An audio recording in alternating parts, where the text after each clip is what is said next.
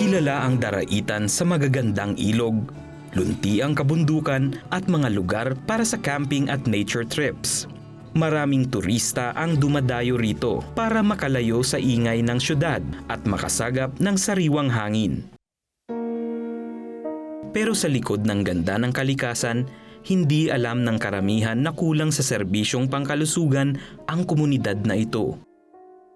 Ngayong araw, dumating ang Operation Blessing Mobile Medical Clinic Team kasama ang mga volunteer doctors, dentists at health workers bilang tugon sa panawagan ni Dr. Jojo Rivera. Nakita namin na ang pangangailangan ay talagang malawak, no? Dahil ang mga tao dito ay katutubo na nakatira sa mga bundok. Tumatawid ng mga ilog para lang makapagpatingin, no? Isa sa mga nakakuha ng aming atensyon si Maria Teresa na maagang dumating sa mission site. Nakakaramdam ako ng paninigas ng kalahati ko katawan at pagkahilo. Nung ako'y manganak nung aking bunso, halos ilang taon lang, hindi ako nakaramdam ng kung ano sakit. Pero nung tumagal, nakaramdam na ako ng pagka-low blood. Saka itong kalahating katawan ko naninigas. Dati, ako'y tagahugas ng plato. Nung ako'y umalis doon, napunta naman ako sa tahian.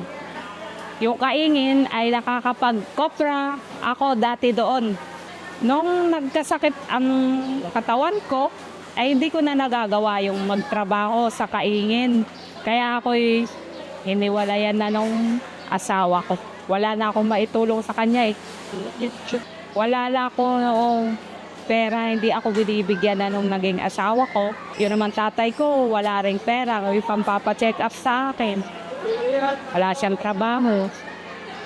Mahirap sa katawan. At ganun ang nararamdaman na. Dati lahat ng kaya kong gawin, nagagawa ko. Eh ngayon, wala. Paglakad-lakad ng dahan-dahan, yun lang ang kaya kong gawin ngayon. Pinagdarasal ko na ako'y pagalingin na niya.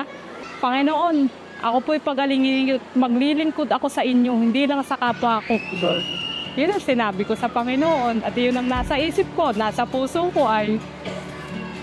Isa lamang si Maria Teresa sa mahigit 100 naging pasyente sa Daraitan, libreng check-up, bunot at linis ng ngipin, reading glasses, ECG at ultrasound, at blood test para sa uric sugar at kolesterol, ang dala ng Operation Blessing sa komunidad na ito.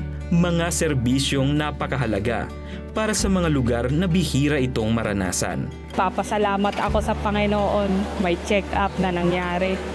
May mga taong tumulong sa akin.